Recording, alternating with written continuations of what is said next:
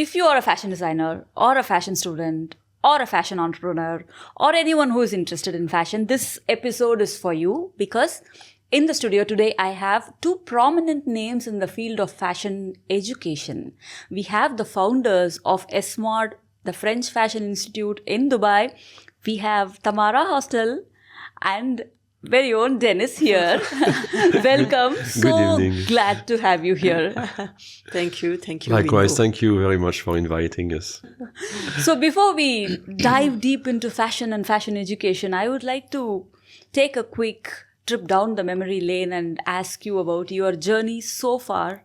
While we were living in this wonderful city of Dubai, many people were asking us, what is about fashion? You are French. How come you don't think about helping us to be fashionista, to be fashionable? This is what we decide.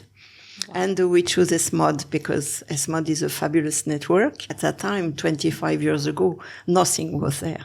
That's a long journey, almost quarter of a century. You know, while you spoke about French fashion, that says Paris is like the capital of fashion.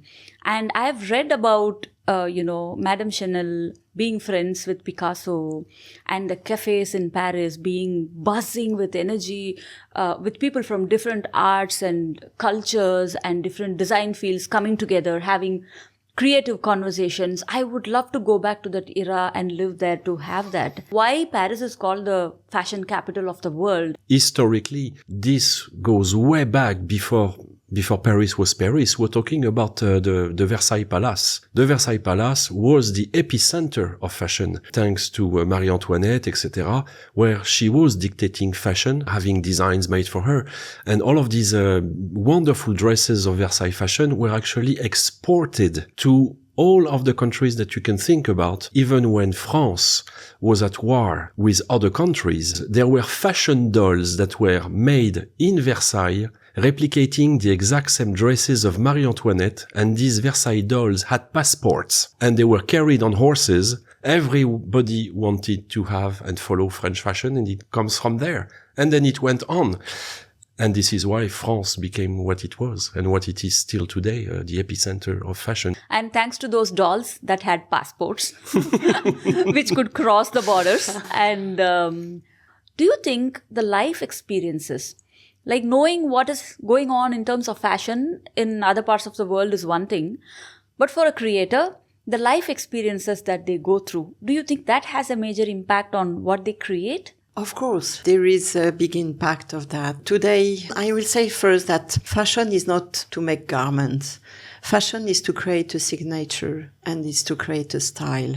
How is amazing when in the morning you dress up yourself and you say, oh, it is really myself. And today what is so shame is that many people are wearing the same, and it's like uniform, and we have to think about it, about the future of fashion. The designers that we can think of, their life and, the work they do is not about making garments. It's about making stories, creating stories. When you create collections, when you create garments, you must have a message. And going back to, your question, which was, life experience, what you live, what you see has an impact on what you design and must have. Everybody has something to say. Writers do, they write books. Us, we write garments.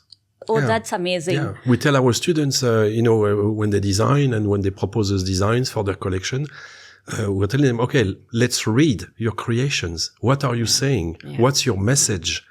Would it be related to, architecture, nature, else, or anything, things which are a bit more profound as well, a reflection of the world I live in?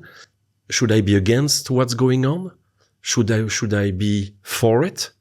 All of that creates what we call a personal universe. When you have something to say, you can also say it in garments.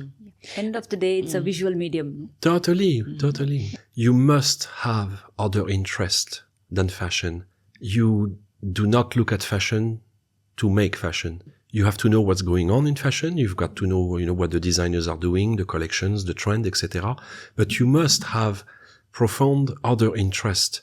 It can be anything. It can be mathematics, science, music, poetry, nature, architecture, and else. all of that will constitute your DNA, your deep personality. And all of these elements, you are going to find sources of inspiration, which then you will mix to the concept or the themes which you want to develop. Then you will become a unique designer. So you cannot only love fashion and that's it. Yeah. And in this 25-year-long experience of giving fashion education, what are the changes that you have seen in the fashion industry? We were at that time living in a place where there was nothing. And I am probably the only one in the world, maybe, saying that thanks to the mall. When we visit the malls, it's like visiting museum. Because 25 years ago, we were having people who even didn't know what was Picasso, what is Matisse. Also, thanks to Dubai, to give museum, there is the Louvre, the Museum of Future. There is so many opportunities, theaters, cinemas. There are so many cultural opportunities to be involved into fashion and to express. So the exposure is much better now. Fantastic. And even for students, if they want to do a case study or field study, if they want to know about a single brand or compare different brands, just go to a mall and then look around. You will find answers for everything. Absolutely. And I will say that one of our projects was to bring the textile industry here. You know, at the very beginning, you could only find, silk, linen, polyester. Yeah. But since, we traveled with our students overseas, going in different countries to discover new types of fabric, different types that were not available in Dubai.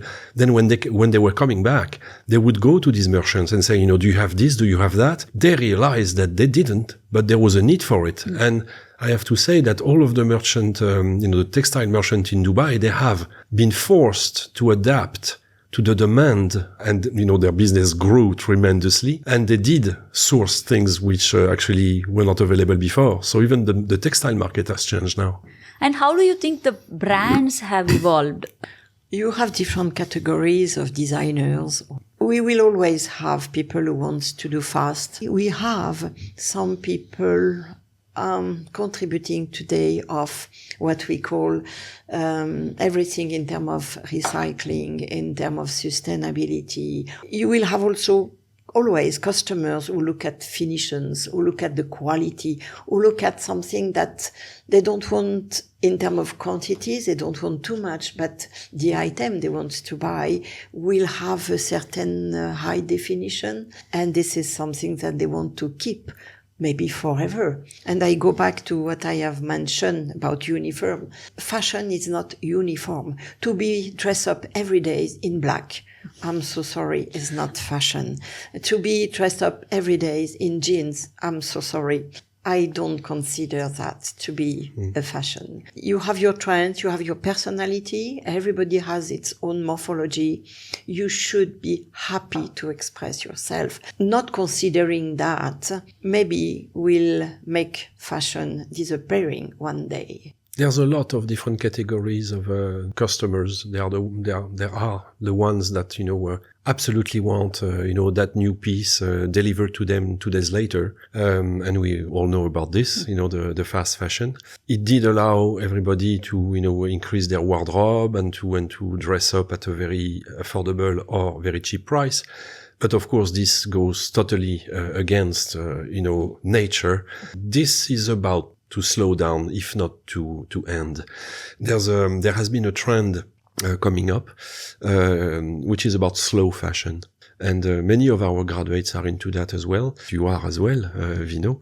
Who needs the next shirt or the next dress or the next pants in the next 24 hours? I mean, we've got enough in our wardrobe. Don't we want to have great garments with a very interesting design, nice finishing, that will take time to make, which we'll appreciate receiving whenever it's done, delivered to us, these pieces, they will as well not be garments. They will almost be a gift, even if we paid more for it. We want to order things which are special, which are unique. If everybody dresses the same, where is design? Where is fashion? We've got to remember that we are all different on this planet. Individuality is very important. The other aspect, you remember, Tamara, when we were young, we could see our parents and our mothers actually upcycling the garments. You have a lot to say about that. Yeah. It was part of our education. When we were young, this is what we were always doing. Keeping but not throwing and using it again. Every household Yes. had a sewing machine, Exact. right? That Yes, was they can like a do. must-have. Yes. I don't know what happened to that culture of mending, hand stitching, stitching the buttons, Yeah. all these ancient art of embroidery, special types of weaving. Yeah. These things are all fading off. I don't know how long they're going to survive in this tough world of fast fashion. I really hope a rejuvenation happens there. Yeah. Our job is to protect these wonderful people. We'll do our best. It's to protect them. It's to support them. It's to also put the light on what they do. I remember the case of one designer, one student. She did a wonderful collection by just felting cotton. Because in her country was Uzbekistan, which is the country of cotton. And this is what they do. And she was felting beautiful landscape. Another one, it was kind of roses, petals. And she was hammering also. The result on the shirt was absolutely fantastic. Yeah. And what about Shivangi as well? An alumni that was actually selected by Gucci in Rome. She did not want to buy fabric. She was totally into sustainability. And she went, Apparel Group, went to them and said, can I have access to your place where you have every unsold brand new garments. They opened, the warehouse for her. And she did a wonderful collection. And she was noticed by Gucci, by the way. Yeah. There were fashion designers even during the ancient times. Sewing was going on for a long time. It's still going on. But do you think a formal fashion education is important for anyone to become a fashion designer and survive in today's world?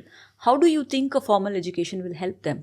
Tamara and I come from the fashion industry, and if there is one thing that we know and that we've seen, that we witnessed, is that you cannot call yourself a designer if you do not know how to make the garments yourself. It's as simple as that. You're nobody until you actually learn the technicity of constructing garments. What many people do not know is that the more creative you want to be, the more technical you have to be.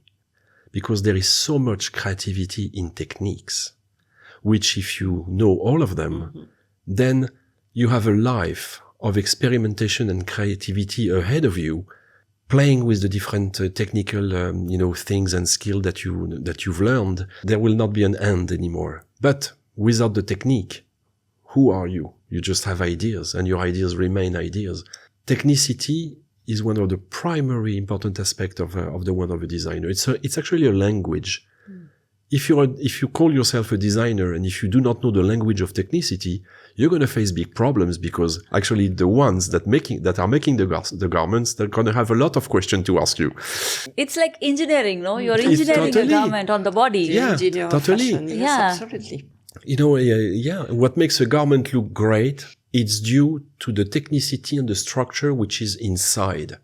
It's exactly like the job of a structural engineer in architecture. If our beautiful towers and skyscrapers in Dubai, do not collapse, it's because they're well made.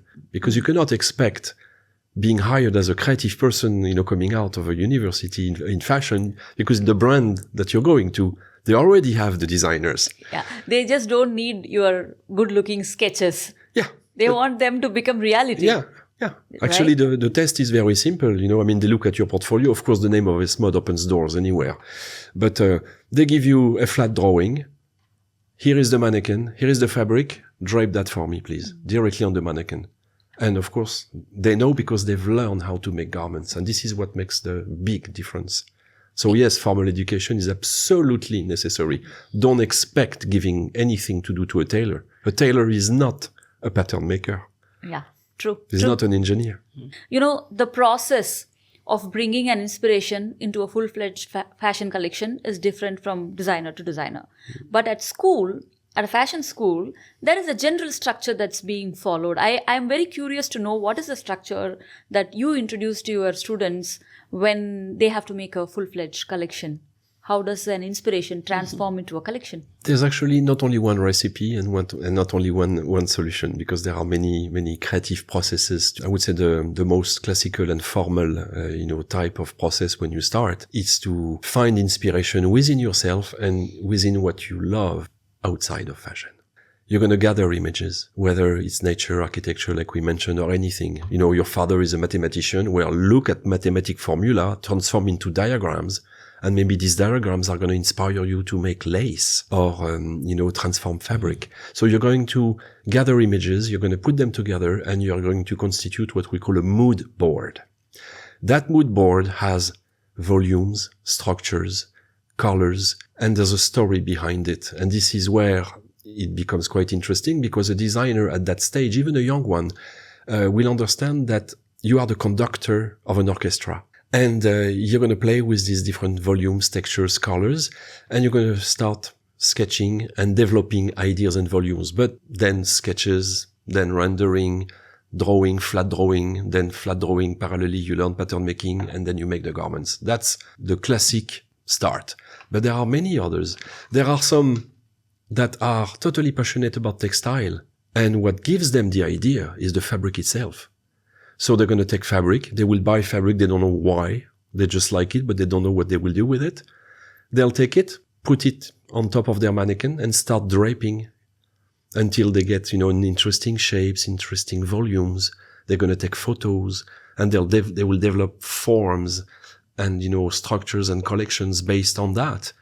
You've got other ways to do where you are going to not draw, not use fabric yet, but you are going to take images and project them on the mannequin.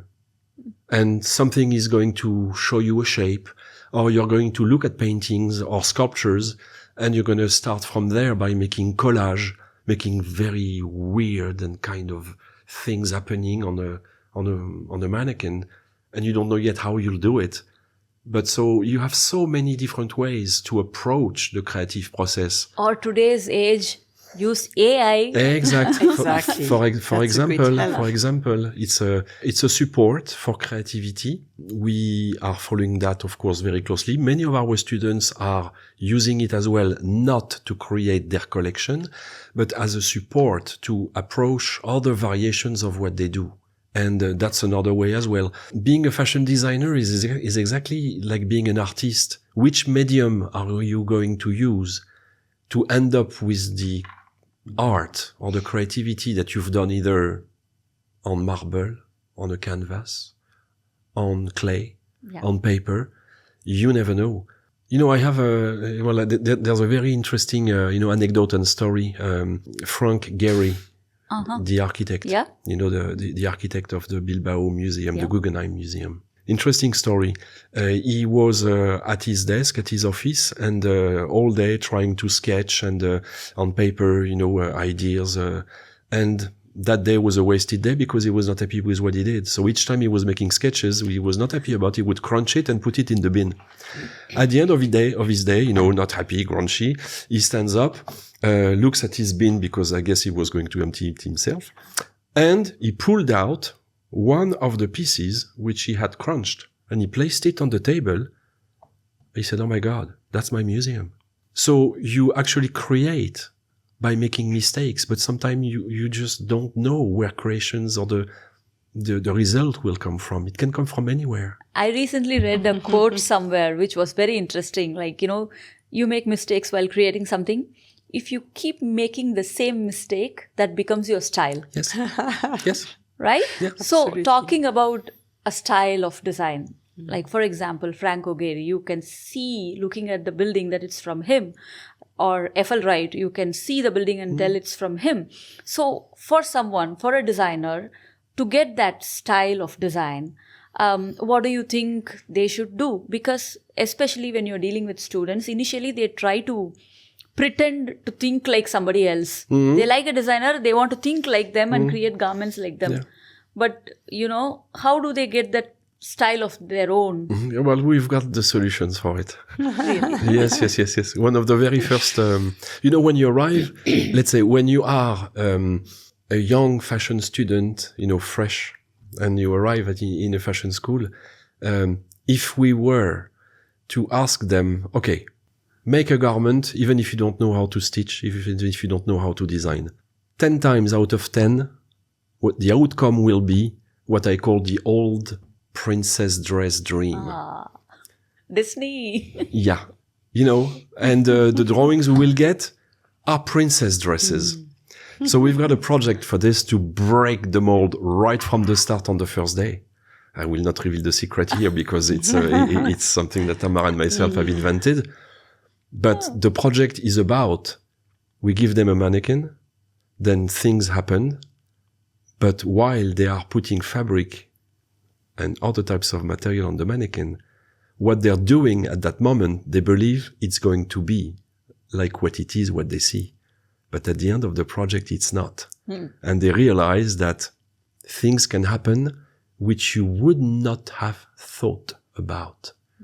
So we kind of break the intellectual mold of I am thinking of doing something and I will do it. But other ways, other creative process are I start and I don't know what will be the outcome. Listening to this, I really want to come back. Yeah, come back, yes. And be in the classroom. I really want to know about teaching fashion because, it's not like teaching math, right? 1 + 1 is not 2 for everyone in the classroom. Everybody comes with different influences, as we spoke, and different level of exposure, different ideas. And you are bringing them all in a classroom and you cannot make them all think like you. They have to think like themselves and you just have to be a catalyst. It's quite tricky. And how do you do this? We do first respect their personality, and we have exercise for that also. They all have to, as said Denis regarding the different exercise that we ask them to do, each of them make them thinking by themselves. Making their own research, expressing their own interest as well. And this is how they build their personality. So we are always happy to see with 20, 30 students living together during many years, they keep their own personality. And we encourage them to do that. Something very important that we care is the problem of copy. What we teach them, it's never to copy anything. Copying is the worst that can happen in fashion. Yeah. So to avoid that, they need to find their personality, their style, their signature. And we appreciate all the ideas. We respect all the ideas as well. We just guide them, and that's it. And one of our philosophy is to respect the mindset, the personality. We also guide them to remain positive and optimistic, isn't it? Extremely important today, yeah. Especially with what we see through the media and in the world. This is a way where we guide them. We don't want negative. We don't want blood. We don't want violence. We have to say that after some time, some words, we can see some design of students. They are designing a mannequin without arms or with the arm bleeding. So definitely we refuse. Yeah. This is something that we totally cancel. We are here to think in another way. We are here to be positive because we are teaching them for the world of tomorrow. Being a teacher, it's not just about teaching the skill or craft. No. It's about shaping them in every they possible do say way. that actually. At the end of their program, all of them say, it has changed me as a person. I see things differently. There are so many, unoptimistic and sad things which we see everywhere in the news, on social media, on TV. And the world around us, particularly, in a region where we are, and we're, thanks to be here because it's very peaceful, but all around us, everything that is happening influences the thoughts of students. And it's not about designing, reflecting what's happening. It's about giving hope for a better world. And we tell them, when you design in this, address to some students that sometimes can actually design things which reflect, the sadness of what is happening around at this moment. We tell them, but think about your kids when you will have. Would you want your kid to live in a world of what you have designed here? And they said, no. I said, well, give yourself hope. You are a young generation. You want the world to be happy, beautiful, colorful, and raise your kids and have a safe family, right? Change that. Change that and make it happen. Because again, the garments that you will make, the collections that you will produce, will give hope to everyone. We want color in this life. Yeah, we do. Yes, look at me. Exact. You have seen various types of archetypes and various types of students' personalities. What are the common traits that you see among students who shine after they graduate? Are there any commonality among them? That's a very good question. The passion, maybe we can say, because the one who succeed, they are usually hard workers, and they says what they really want. In Dubai, most of them, they want to have their own brand, so they are really passionate about what they want to do, what they want to achieve, and I always say this is the common thing that we can see. We have seen collections developed which were not only haute couture, women's wear. Many years ago, students started and wanted to develop collections that would be unisex, that would incorporate menswear, women's wear, and kids wear. Of course, fully eco-friendly, sustainable collections came along. Thanks to, the digitalization of design, some of them wanted to start developing collections which were fully digital for, not especially wearable in the world, we could not wear these garments, but for gaming. In games, for example, the characters in games, they are wearing garments. And, you've got fashion designers who are actually working for the gaming industry, using particular softwares. So before it was very much, I want to do women's wear, haute couture. And then the new generation went into streetwear and sportswear and et cetera. So it's a very diverse community now. When we speak about the students who are becoming entrepreneurs, as you said, many of them who are graduating from a fashion school, they all want to have a label in their own name. And but in my own personal experience, tell us about your experience. with all the lessons that came with it, designing is one thing. Selling is another thing, and running the business is totally a different thing. And mastering all three is a tough task, because mostly artists and numbers, they don't get along, right? What would be your advice for students who want to become entrepreneurs, who want to start their own brand? Well, actually, you are a very good example, Vino, because you did start with fashion design, and you moved on actually fashion marketing and fashion business, which I believe contributed to your success. Big time. Big time. So either one needs to do that, go into fashion business and fashion marketing. That is extremely important. I will say to design is not enough, and marketing, this is the key anyway of success. Then another subject is the distribution. Thanks to today of the social media, because this is where it's easier than before. You can find your customers, you can sell, you can deliver quickly. It's more simple. But anyway, you need to identify your competitor. You need to know what is your market and your target. Fashion is a business. Absolutely. It's an incredible profession where you have one foot in art, creativity, and business. We have to not forget that the objective is to sell what designers do.